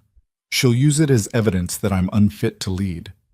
And if you don't do it, she'll release the photos anyway, and you're out regardless. Some choice? Yeah, welcome to my world. Sometimes all the options are terrible, and you just pick the least terrible one. Victoria almost smiled. Is that your philosophy on life? It's gotten me this far. She turned to face him. If I do this, if I actually call Rebecca out in front of the board, I need you to be okay with whatever happens next. Because the second I make this accusation, the photos will leak. Maybe today, maybe tomorrow. But they'll leak. And when they do, your life becomes a circus. I can handle a circus. What about Sophie? Can she handle it? That question stopped him. Sophie, 7 years old, dinosaur backpack, terrible knock-knock jokes. She didn't deserve to have her life turned upside down because her father couldn't walk away from an impossible situation. I'll talk to her, Ethan said. I'll explain it in a way she can understand. And Jenny? What happens when she sees the photos and realizes she has exactly the ammunition she needs? Ethan's chest tightened. Jenny would go nuclear. There was no version of this where she didn't weaponize every detail in court. Then I'll fight her, he said. I'll fight for custody with everything I have. You could lose. I could. But I'm tired of making decisions based on fear. I'm tired of letting other people control my life because I'm too scared to stand up for myself. Victoria studied his face like she was memorizing it. You're sure about this? No, but I'm doing it anyway. She crossed the room in 3 steps and kissed him. Hard, desperate, like she was trying to prove something to both of them. When they broke apart, Ethan was breathing hard. Okay, Victoria said. Let's burn it all down. She left for the board meeting at 8:30. Ethan stayed at the estate, pacing the guest house like a caged animal. His phone sat on the counter, silent, waiting. At 10:15 it buzzed. Victoria. I did it. Confronted Rebecca in front of everyone. Ethan. And? Victoria. She denied everything. Called me paranoid. Said I was having a mental breakdown. Ethan. Did anyone believe her? Victoria. Half the room looked concerned. The other half looked uncomfortable. No one knew what to believe. Ethan. What happens now? Victoria. Now we wait for the fallout. The fallout came faster than either of them expected. By noon, gossip sites were running stories about tension on the Hale Technologies board. By 2 p.m., business reporters were speculating about Victoria's mental state. By 4 p.m., the photos leaked. Not all of them, just 2. But they were enough. Victoria and Ethan on the guest house deck, standing close. Victoria and Ethan kissing in the kitchen, his hand on her waist. The headlines wrote themselves. Billionaire CEO's secret romance with handyman. Victoria Hale caught in compromising position with employee. Hale. Technologies in chaos as CEO's personal life explodes. Ethan watched the story spread in real time, his phone buzzing nonstop with notifications. Text messages from people he barely knew, calls from reporters who'd somehow gotten his number, friend requests on social media from accounts that were obviously fake. And then Jenny called. He stared at her name on the screen for 3 rings before answering. I assume you've seen the news, she said, ice in her voice. Yeah. A billionaire, Ethan. You're sleeping with a billionaire while you can barely afford child support. It's not like that. Of course it is. You found yourself a sugar mama, and now the whole world knows what a joke you are. Jenny, I'm filing tomorrow. Emergency custody hearing. And when the judge sees these photos, sees the headlines, sees what kind of environment you're creating for our daughter, they're going to give me exactly what I want. You can't do this. Watch me. I told you to be reliable. I told you to be responsible. Instead, you've been sneaking around some mansion playing house with a woman who could buy and sell you 1,000 times over. What kind of example is that for Sophie? Ethan's hand shook. I've been a good father. The best father I know how to be. That's not good enough. It never has been. She hung up. Ethan sat down hard on the couch. His phone kept buzzing. More messages, more calls, more strangers wanting pieces of a story they didn't understand. He turned the phone off. An hour later, Victoria came back. She looked shell-shocked. Her perfect CEO armor was cracked, and he could see the exhaustion underneath. They're calling for my resignation, she said without preamble. The board? 4 members, including Rebecca, obviously. They're saying I've created a hostile work environment by engaging in inappropriate relationships with contractors. That's garbage. That's corporate politics. She sat next to him. My lawyers say we can fight it, but it'll take time and money, and it'll get ugly. Everything's already ugly. It's going to get worse. The reporters are camped outside the gate. Drones are flying over the property. Someone tried to bribe my security guard for details about our relationship. Ethan took her hand. I'm sorry. For what? For not walking away when I should have. For making this harder. Victoria squeezed his hand. You didn't make anything harder. You made it real. For the first time in years, something in my life felt real. They sat in silence while the world outside lost its mind over 2 people who just wanted to be together. Jenny's filing for emergency custody, Ethan said. Tomorrow. Victoria closed her eyes. Of course she is. She's going to use this, all of it. The photos, the headlines, everything, and she's probably going to win. Don't say that. Why not? It's true. I'm a broke handyman who forgot to pick up his kid because he was too busy fooling around with his rich client. How's that going to look in court? It's going to look like a man who's being persecuted for being human, for having feelings, for taking a chance on happiness. Judges don't care about happiness. They care about stability. And right now I'm the least stable thing in Sophie's life. Victoria stood up abruptly. No, I'm not letting you do this. I'm not letting you spiral into some self-defeating prophecy where you lose everything because you think you deserve to lose. Victoria, you're a good father. You love your daughter. You work hard. You're reliable and honest and kind. The fact that you also happen to care about me doesn't erase any of that. Tell that to the judge. I will. I'll testify if I have to. I'll tell them exactly the kind of man you are. That'll just make it worse. The billionaire CEO defending her handyman boyfriend in family court? The headlines alone would bury us. Then let them bury us. I'm done hiding. I'm done letting people like Rebecca and Jenny control our lives because they have weapons and we're too scared to fight back. She was magnificent when she was angry, fierce and certain and completely unbreakable. You know there's no happy ending here, Ethan said quietly. I don't care about happy endings. I care about what's right. Sometimes what's right still loses. Then we lose fighting, together. Ethan stood and pulled her close. She melted into him, all that fierce certainty softening into something more vulnerable. I love you, he said into her hair. I should have said it before. I love you too, even though this is a disaster, especially because it's a disaster. They held each other while the sun tracked across the sky and the reporters shouted questions from outside the gate, and the whole world tried to tear them apart. 3 days later, Ethan sat in a courthouse waiting room, wearing a suit he'd borrowed from a friend and shoes that pinched his feet. His lawyer, a tired-looking woman named Patricia, who worked pro bono for the Legal Aid Society, sat beside him reviewing notes. Jenny's lawyer is going to bring up the photos, Patricia said. We need to be ready for that. I'm ready. Are you? Because when they put those images up on a screen and ask you to explain why you were kissing a billionaire while your daughter sat in aftercare, you need to have an answer that doesn't make you look like an irresponsible playboy. I'm not a playboy.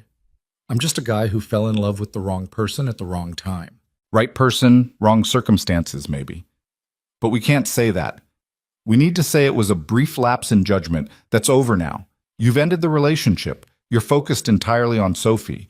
You've learned from your mistakes. Ethan looked at her. Except it's not over. And I haven't learned anything except that I'm tired of apologizing for caring about someone. Patricia closed her folder. Ethan, listen to me.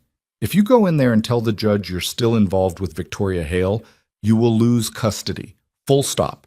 Jenny's lawyers will paint you as a man who prioritizes a celebrity relationship over his daughter's well-being. Is that what you want? No. Then tell me what I want to hear. Tell me the relationship is over. Tell me you're committed to being the father Sophie needs. Ethan thought about Victoria, about the way she'd looked at him 3 days ago when she said they should lose fighting together, about the fact that she was probably sitting in her own meeting right now, being pressured to resign from the company she'd built from nothing. The relationship isn't over, he said, but I am committed to being the father Sophie needs. Those two things aren't mutually exclusive. The court will think they are. Then the court is wrong. Patricia looked at him for a long moment. Then she sighed. You're making this so much harder than it needs to be. Story of my life. The courtroom was smaller than Ethan expected. Fluorescent lights, cheap wood paneling, chairs that wobbled. Jenny sat on the other side with her lawyer, a sharp-looking man in an expensive suit who probably cost more per hour than Ethan made in a week. The judge was a woman in her 60s with reading glasses and an expression that said she'd seen every variety of human mess and wasn't impressed by any of it. Jenny's lawyer went first. He presented the photos, showed the headlines, painted a picture of a father too distracted by a glamorous relationship to remember his own child. Mr. Cole left his 7-year-old daughter waiting alone for 90 minutes while he was at Miss Hale's estate, the lawyer said. This is a pattern of negligence that puts Sophie at risk. It was one time, Ethan said before Patricia could stop him. The judge looked at him. You'll have your turn to speak, Mr. Cole. Jenny took the stand next. She cried. Actual tears. Talked about how worried she was. How Ethan had always been unreliable. How Sophie needed stability and structure and a parent who put her first. It was a performance. A good one. The judge took notes. Then it was Ethan's turn. Patricia asked him the easy questions first. His work schedule. His relationship with Sophie. His commitment to being a good father. Ethan answered honestly. Talked about bedtime stories and homework help and dinosaur facts. Talked about making waffles and driving her to school and being there for every scraped knee and bad dream. Then Jenny's lawyer stood up for cross-examination. Mr. Cole, can you explain these photographs? The photos appeared on a screen. Ethan and Victoria, frozen in moments that looked worse than they'd felt in real time. That's me with Victoria Hale, Ethan said. And what is the nature of your relationship with Ms. Hale? We're together. Patricia's head dropped into her hands. Together, Jenny's lawyer repeated. Can you be more specific? We're in a relationship. We care about each other. Despite the fact that she's a billionaire CEO and you're a handyman barely making ends meet. Yeah, despite that. And you don't think there's anything inappropriate about this power imbalance? The only thing inappropriate is people assuming money determines worth. The lawyer smiled like Ethan had just walked into a trap. Mr. Cole, on the evening of March 15th, you forgot to pick up your daughter from your ex-wife's home because you were at Ms. Hale's estate. Is that correct? Yes. And where exactly were you when you should have been picking up Sophie? Ethan looked at Jenny, at the judge, at Patricia, who was probably drafting her withdrawal from the case in her head. I was in the guest house with Victoria. I lost track of time. It was a mistake. A mistake that left a 7-year-old child sitting alone on a porch for 90 minutes. Yes. And if you maintain this relationship with Ms. Hale, can you guarantee it won't happen again? Ethan wanted to say yes, wanted to promise he'd never screw up again, but he'd spent enough time lying to himself. No, he said, I can't guarantee that, because I'm human.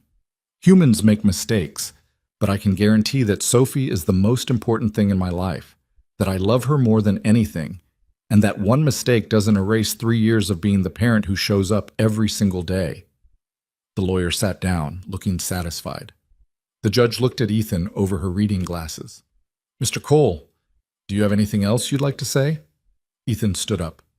Yeah, I do. Patricia tried to pull him back down. He ignored her. I'm not a perfect parent. I don't have a lot of money. I work weird hours, and sometimes I'm tired and sometimes I mess up. But I'm there. Every day. Every soccer practice and school concert and parent-teacher conference, I read bedtime stories until my voice gives out. I help with math homework even though I barely remember fractions. I make terrible waffles and I let her stay up too late on weekends, and I probably let her watch too much TV. He looked at Jenny, but I never stopped loving her. I never stopped trying. And yeah, I fell in love with someone. Someone who makes me want to be better. Someone who reminds me that I'm worth more than my bank account or my job title. If that makes me a bad parent, then I guess I'm a bad parent. But Sophie deserves to have a father who believes he's worth something, who believes love is worth fighting for. The courtroom was quiet. The judge wrote something on her notepad. I'll take this under advisement. Decision will be issued within 7 days. The gavel came down. Ethan walked out of the courthouse into afternoon sunshine. Patricia followed, shaking her head.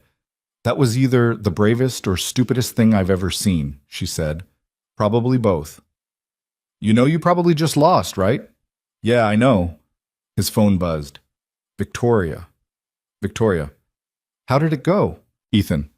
About as well as expected. I told the truth. Victoria. All of it? Ethan. All of it. Victoria. I'm proud of you. Ethan. Even if I lose Sophie? Victoria. You won't lose her. I won't let that happen. Ethan stared at the message, wanting to believe it, knowing it was probably impossible. He drove to the estate without thinking about it. The reporters were still camped outside, but fewer now. The story was getting old. They'd move on to the next scandal soon enough. Victoria met him at the door. She'd been crying. He could tell even though she'd tried to hide it. My lawyers say I should resign, she said, before the board votes me out. It'll look better. Are you going to? I don't know. Part of me wants to fight. Part of me is just tired of fighting. I get that. They sat on the couch. The same couch where this had all started, where they'd had breakfast and coffee and conversations that felt normal, even though nothing about their situation was normal. What happens now? Victoria asked. We wait for the custody decision, for your board vote, for whatever else the universe wants to throw at us. And then? I don't know. I really don't. Victoria leaned her head on his shoulder. I thought love was supposed to make things better. Maybe it does, eventually, after everything else falls apart. They sat in silence while the afternoon faded into evening and the future remained terrifyingly uncertain. 7 days felt like 7 years. Ethan went through the motions, dropped Sophie at school, picked her up, made dinner, helped with homework, pretended everything was normal while his phone stayed silent and the custody decision hung over him like a blade. Sophie knew something was wrong. Kids always knew. Are you and Mom fighting again? She asked one night over mac and cheese. When are we not fighting? Ethan tried to smile. It didn't work. She says I might have to live with her all the time now. Ethan's fork stopped halfway to his mouth. She told you that? She said you made bad choices, that you have a girlfriend who's famous and it's not good for me. Sophie, is it true? Do you have a girlfriend? Ethan set down his fork. He'd been dreading this conversation, had rehearsed a dozen different versions in his head. None of them felt right. Yeah, he said. I do. Her name's Victoria. Is she nice? Very nice. Does she like dinosaurs? That almost made him laugh. I don't know. I never asked. Sophie pushed her mac and cheese around her plate. Mom says rich people don't care about normal people, that they just use them and throw them away. Your mom is wrong about a lot of things. But what if she's right? What if your girlfriend gets bored and leaves and then I don't get to see you anymore because of her? Ethan got up and knelt beside Sophie's chair, looked her straight in the eyes. Listen to me. Nothing, and I mean nothing, is more important to me than you. Not Victoria, not work, not anything. You're my whole world, okay? But what if the judge says I have to live with Mom? Then I'll visit every chance I get, and I'll call you every night, and I'll fight every single day to get you back. Sophie's eyes filled with tears. I don't want to live with Mom all the time. She's always mad. And she doesn't know how to make the voices for bedtime stories. Ethan pulled her into a hug, felt her small body shake with sobs. His own eyes burned, but he forced the tears back. One of them had to be strong. I know, baby. I know. They stayed like that until Sophie's crying slowed, until the mac and cheese was cold and the evening had gone dark outside the window. Later, after Sophie was asleep, Ethan sat on his couch staring at his phone. No messages from the court. No updates from Patricia. Nothing. His phone buzzed. Victoria. Victoria. Board voted today 6-3 to accept my resignation. Ethan's stomach dropped. Ethan. You resigned? Victoria. Not yet. I told them I needed 48 hours to decide. Ethan. What are you going to do? Victoria. I don't know. Part of me wants to burn the whole thing down on my way out. Part of me wants to just walk away quietly. Ethan. What does your gut say? Victoria. My gut is tired. Ethan. Then maybe it's time to listen to it. 3 dots appeared, disappeared, appeared again. Victoria. Can I see you? I know we said we'd be careful, but I just need to see you. Ethan. Sophie's asleep. I can't leave her. Victoria. Right, of course. Sorry. Ethan looked at his daughter's closed bedroom door, looked at his phone, made a decision that was probably stupid. Ethan. Give me 20 minutes. I'll come to you. He called his neighbor, Mrs. Chen, a retired teacher who sometimes watched Sophie when Ethan was desperate. She answered on the 3rd ring. It's late, Ethan. I know. I'm sorry. Emergency. Can you sit with Sophie for an hour? She's already asleep. You just be here in case she wakes up. Mrs. Chen sighed. 1 hour, not a minute more. Thank you. I owe you. You owe me about 15 favors at this point. But who's counting? Ethan drove to the estate with the windows down, letting the cold air keep him awake. The reporters were gone now. The story had died down. Yesterday's scandal was today's forgotten news. Victoria was waiting in the guest house, She looked smaller somehow, like the past week had physically diminished her. She wore jeans and an old t-shirt, no makeup, hair in a messy bun. She looked more real than he'd ever seen her. "You came," she said. "You asked." She crossed the room and wrapped her arms around him, held on like she was drowning, and he was the only solid thing left in the world. "I'm going to resign," she said into his chest. "Tomorrow. I'm done fighting." "You sure?" "No, but I'm doing it anyway." Ethan pulled back enough to see her face. "What happens after?" "I don't know. I've been CEO for so long I don't remember who I am without it." "Maybe that's a good thing. Maybe you get to figure it out." Victoria laughed, but it was hollow. "Figure out what? How to be a failed executive? How to be the cautionary tale they teach in business schools? How to be Victoria. Just Victoria. Not the CEO. Not the empire. Just you." She looked at him with eyes that were too bright. "I don't know if I know how to be just me." "Then learn. You're smart. You'll figure it out." They sat on the couch, the same couch where they'd had breakfast and coffee and conversations that felt stolen from a different life. "What about you?" Victoria asked. "Any word on custody?" "Nothing yet. Should be soon." "And if you lose?" "Then I lose, and I deal with it, and I keep being her father in whatever way they let me." Victoria took his hand. "I'm sorry. This is all my fault. If I hadn't been so selfish. If I just let you go that first day." "Stop. This isn't your fault. It's not my fault either. It's just life. Sometimes life doesn't care what we want." That's a depressing philosophy. It's a realistic one. They sat in silence. Outside, the pool lights cast blue patterns on the walls. The same patterns Ethan had watched 100 times while working here. Back when this was just a job. Back when Victoria was just a client. Back before everything got complicated. "I love you," Victoria said quietly. "I know this is a mess and we're both losing everything, but I love you." "I love you too." What do we do with that? With loving each other when the world won't let us be together? Ethan didn't have an answer. He just held her hand and wished things were different. His phone alarm went off. 1 hour. He had to get back to Sophie. "I have to go," he said. Victoria nodded. "I know." They stood at the door. Ethan kissed her, soft, gentle, like he was trying to memorize the feel of her lips. "Whatever happens," he said, "with the board or the custody thing or any of it, this was real. What we had was real." Past tense? I don't know. Maybe. Probably. Victoria's eyes filled, but she didn't cry. "Go, before I ask you to stay and ruin everything even more."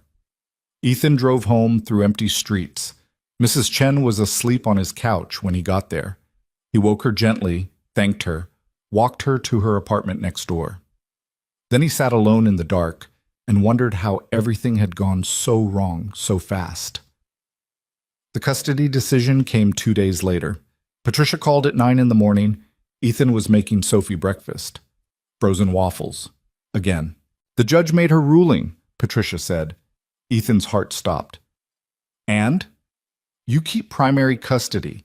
Jenny gets every other weekend plus 1 weeknight dinner per week." The relief hit him so hard he had to sit down. "Say that again." "You won, Ethan. The judge said that while your relationship choices were questionable, there was no evidence of neglect or abuse. She noted that you've been the primary caregiver for 3 years and that Sophie's school records show stability and consistent parental involvement." "I won." "You won." Ethan closed his eyes. "Thank you. Thank you so much." "Don't thank me. You did this yourself. That speech you gave in court about being there every day, that's what convinced her." After Patricia hung up, Ethan just sat there holding his phone. Sophie looked at him from across the kitchen table. "Dad, are you okay?" "Yeah, baby. I'm better than okay." "Did something good happen?" "Something really good. You're staying with me, just like always." Sophie's face lit up. "Really?" "Really." She jumped out of her chair and hugged him so hard he couldn't breathe. Ethan hugged her back, feeling tears he'd been holding for days finally break free. "I love you, Soph." "I love you too, Dad." His phone buzzed. "Jenny. Jenny. This isn't over." Ethan. "Yeah, it is." He blocked her number. Should have done it years ago. Then he texted Victoria. "Ethan. I won. I got Sophie. Her response came immediately. Victoria, I'm so happy for you. Ethan, what about you? Did you resign? Victoria, tomorrow. Press conference at 2 p.m. Want to watch me self-destruct in real time? Ethan, I'll be there. The press conference was held at Hale Technologies headquarters, downtown. Ethan stood in the back of the room, trying to be invisible among the reporters and cameras and executives in expensive suits. Victoria walked to the podium at exactly 2 o'clock. She wore a navy suit. Hair perfect. Makeup flawless. Full CEO armor one last time. Thank you all for coming, she said. Her voice was steady, controlled. I'm here to announce that effective immediately, I'm stepping down as CEO of Hale Technologies. The room erupted. Reporters shouted questions. Cameras flashed. Victoria waited for the noise to die down. This company has been in my life for 8 years, but recent events have made it clear that my presence has become a distraction. The board deserves to focus on business, not tabloid stories. Our employees deserve leadership that isn't constantly under scrutiny, and I deserve to remember who I am outside of this job. More questions. Victoria ignored them. I want to be clear about something. The stories you've read about my personal life are largely true. I did have a relationship with a contractor who worked on my property. His name is Ethan Cole, and I'm not ashamed of that relationship. I'm not ashamed of caring about someone who treated me like a person instead of a brand. Ethan's breath caught. She was really doing this, owning it publicly. Ethan is a good man, a good father, a person who works hard and loves deeply and deserves better than to be called a gold digger by strangers who don't know him. If you're going to write stories about this, at least get that part right. Victoria paused, looked directly at the camera. I came into this company when my father died. I was 24, I was scared, I was grieving, and I built something I'm proud of. But somewhere along the way, I forgot that success isn't the same thing as happiness. That power isn't the same thing as peace. She looked down at her notes, looked back up. I don't know what I'm going to do next. Maybe I'll start something new. Maybe I'll disappear for a while. Maybe I'll figure out who Victoria Hale is when she's not running a billion-dollar company. But whatever I do, I'm going to do it as myself. Not as a brand, not as a commodity. Just as a person who made some mistakes and some good choices and is trying to do better. Victoria stepped away from the podium, didn't take questions, just walked out while reporters shouted after her. Ethan waited outside the building. She emerged 20 minutes later, still in the suit but looking lighter somehow, freer. You came, she said. You asked. Victoria looked around. Reporters were already filing out of the building. Someone would spot them any second. Walk with me, she said. They walked. Just two people on a city sidewalk, past coffee shops and office buildings and street vendors selling hot dogs. Nobody recognized them. Nobody cared. That was brave, Ethan said. What you said in there? It was honest. I'm tired of lying. What happens now? With the company? Rebecca probably takes over as interim CEO. The board will hire someone permanent within a few months. The stock price will stabilize. Life goes on. I meant with you. Victoria stopped walking, looked at him. I don't know. For the first time in my adult life, I have no plan, no strategy, no 5-year roadmap. It's terrifying and kind of exciting at the same time. Sounds healthy. Does it? Because mostly it just feels like falling. Ethan took her hand. Right there on the sidewalk, not caring who saw. Then fall, he said. I'll catch you. Victoria's eyes filled with tears. What if you can't? Then we both fall, and we figure out how to get back up, together. She kissed him, right there in front of everyone. A long, slow kiss that said everything they'd been too scared to say out loud. When they broke apart, a few people were staring. One person had their phone out, probably recording. Ethan didn't care. I need to tell you something, Victoria said. Okay. That job offer you mentioned, the coastal resort. Is it still available? Ethan blinked. Maybe? Why? Because I bought a house 3 hours north, right on the beach. I signed the papers yesterday. You bought a beach house? A small one, 3 bedrooms. Needs a lot of work. I thought maybe you could help me fix it up. Ethan stared at her.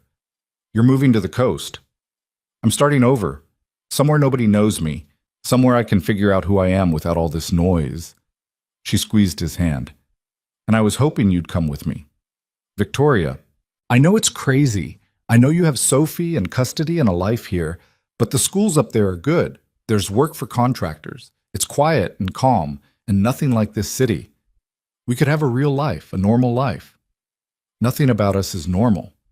So we make our own normal.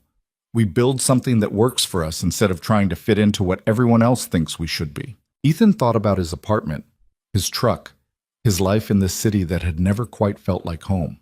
Then he thought about Sophie running on a beach, about waking up to ocean sounds instead of traffic, about fixing up a house with Victoria while the waves crashed outside.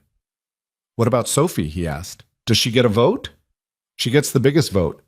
And if she says no, then we figure something else out. But I have a feeling she'll surprise you. That night, Ethan sat Sophie down and told her everything.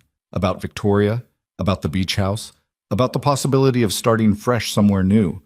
Sophie listened carefully, asked questions, wanted to know if there were dinosaur museums nearby, if she could have her own room, if they'd still get to make waffles on Sunday mornings. So what do you think? Ethan asked when he'd explained it all. Sophie was quiet for a long time. Then she said, Will I still see Mom? Every other weekend, plus holidays, nothing changes there. And you'll be happy? With Victoria? I think so. Yeah. Sophie nodded seriously. Then okay. We should go. Just like that? Dad, you're always sad here, even when you smile. Maybe at the beach you'll smile for real. Ethan pulled her into a hug. When did you get so smart? I've always been smart. You just don't notice because you're old. He laughed. Actually laughed. For the first time in weeks. The moving process took 3 weeks. Ethan sold most of his furniture, packed what mattered into his truck, said goodbye to Mrs. Chen and the few other neighbors who'd become friends over the years. Jenny fought it initially, threatened lawyers and custody modifications. But when Ethan pointed out that the court had already ruled and he was still within the state, still following the custody agreement, she backed down. Probably because her own lawyer told her she had no case. On the last day, Ethan stood in his empty apartment, looking at the space that had held his entire life for 4 years. It felt smaller, empty, less significant. His phone buzzed. Victoria, ready? Ethan, almost. Give me 10 minutes. Victoria, take your time. I'll be here. Sophie was already in the truck, buckled in, clutching her stuffed dinosaur. Ethan climbed into the driver's seat and started the engine. It coughed once, then caught. Here we go, he said. Here we go, Sophie echoed. They drove north, past the city limits, past the suburbs, past the exits that led to familiar places. The landscape changed slowly. More trees, less concrete, hills giving way to flat coastal plains. Victoria's house came into view just before sunset. It was smaller than her estate, older, paint peeling in places. The deck needed replacing. The garden was overgrown. It was perfect. Victoria was waiting on the porch. She'd beaten them there by a few hours. When Sophie saw her, she hesitated. Is that her? Sophie whispered. That's her. She's pretty. Yeah, she is. They got out of the truck. Sophie hung back, suddenly shy. Victoria came down the porch steps slowly, knelt down to Sophie's level. Hi, Victoria said. You must be Sophie. Your dad talks about you constantly. He talks about you too, Sophie said. Good things? Mostly. Sometimes he just looks sad and doesn't talk at all, Victoria smiled. Well, hopefully we can fix that. Want to see your room? It's got a window that looks right at the ocean. Sophie's eyes went wide. Really? Really? Come on. Sophie took Victoria's hand without hesitation. They walked into the house together. Ethan followed, carrying boxes, watching his daughter and the woman he loved disappear around a corner, already talking about paint colors and whether they could put glow-in-the-dark stars on the ceiling. That first month was chaos. Good chaos. The kind that comes from 3 people learning to live together. Sophie and Victoria bonded over a shared love of terrible puns. Ethan fixed the deck and rewired half the house and discovered that the plumbing was somehow worse than the electrical. They ate dinner together every night, real dinners, not frozen waffles. Victoria learned to cook, badly at first, then better. Sophie taught her the dinosaur facts she'd learned in school. Ethan taught them both how to use a drill. In the evenings, after Sophie went to bed, Ethan and Victoria would sit on the newly fixed deck and watch the waves crash against the shore. "Do you miss it?" Ethan asked one night. "The company, the power, all of it." Victoria thought about it. "Sometimes I miss feeling important, feeling like I mattered in some big, measurable way." "You matter here." "I know, but it's different, smaller." "Is smaller bad?" "No, just different." She leaned her head on his shoulder. "I'm learning that smaller might actually be better, that mattering to 3 people completely is worth more than mattering to 3,000 people in some abstract corporate way." "That's very wise." "Don't sound so surprised." They sat in comfortable silence. Inside, through the window, they could see Sophie's nightlight glowing, a small constellation in the darkness. "I love you," Victoria said. "I love you too." "Think we'll make it?" "I think we already did. Everything after this is just bonus." Victoria kissed him, soft and slow and full of promise. 6 months later, Ethan stood in the driveway looking at his truck. The new battery Victoria had installed was still working. The missing taillight had been replaced. The dent in the door was still there. Some things you didn't fix, some things you kept as reminders. Sophie ran past him toward the beach, her backpack bouncing. She'd made friends at her new school. Good friends who came over for sleepovers and beach bonfires and all the normal kid things Ethan had worried she'd miss. Victoria came out of the house with 2 cups of coffee. She handed him one and stood beside him, watching Sophie chase the waves. "Jenny called," Victoria said. "What did she want?" "To tell me I'm doing a good job, that Sophie seems happy." Ethan almost dropped his coffee. "She said that?" Shocking, right? Apparently her therapist suggested she try being less hostile. Who knows if it'll last, but it's a start. Miracles happen. Sometimes. They walked down to the beach together. Sophie was building a sandcastle, completely absorbed. The ocean stretched out forever, blue and endless and full of possibility. "You know what's weird?" Ethan said. "What?" "I spent years thinking I needed to be more, make more money, have a better job, be impressive. But standing here right now with you and Sophie and this broken-down house we're slowly fixing, I don't feel like I need to be anything other than exactly who I am." Victoria smiled. "That's not weird. That's called being happy." "Is it? I thought happiness was supposed to be more dramatic, more obvious." "Happiness is standing on a beach drinking bad coffee while your daughter builds sandcastles. Everything else is just noise." Sophie ran over, covered in sand and salt water and pure joy. "Dad, Victoria, come see what I made." They followed her to an elaborate sandcastle complete with moat and towers and tiny shells for decoration. "It's beautiful," Victoria said. "It's going to wash away when the tide comes in," Sophie said matter-of-factly. "But that's okay. I'll just build a better one tomorrow." Ethan looked at Victoria. She looked back, both of them thinking the same thing, out of the mouths of children. That night, after Sophie was asleep and the dishes were done and the house was quiet, Ethan and Victoria sat on the deck under a sky full of stars. "I was thinking," Victoria said, "dangerous. I want to start a foundation, something that helps single parents, childcare assistance, legal aid, job training, all the things I never needed because I had money, but that people like you desperately need. People like me? People who work hard and love their kids and deserve better than to choose between paying rent and paying for aftercare." Ethan thought about all those afternoons when he'd been late picking up Sophie, all the times he'd stretched $5 into 3 meals, all the nights he'd lain awake wondering if he was enough. "That's a good idea," he said. "I thought maybe you could help. You understand what people need, what actually makes a difference." "I'm not a nonprofit expert." "No. But you're real. And sometimes real is more valuable than expert." They talked about it for hours. What it would look like, how it would work, who it would help. By the time they went to bed, they had the skeleton of a plan. It wasn't an empire. It wasn't going to make headlines or change the stock market. But it might help a single dad somewhere afford aftercare. Might help someone keep their kid when an ex-spouse tried to take them away. And that felt like enough. Ethan lay in bed that night, listening to the ocean outside and Victoria breathing beside him, and Sophie's soft snores from down the hall. He thought about the gate that had started all of this, the broken security system that had brought him to Victoria's estate, the moment that had changed everything. Some people might call it fate, others might call it luck. Ethan just called it life.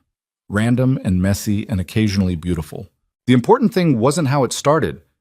It was what they'd built from it. Not an empire, not a fairy tale, just a life, real and imperfect, and theirs.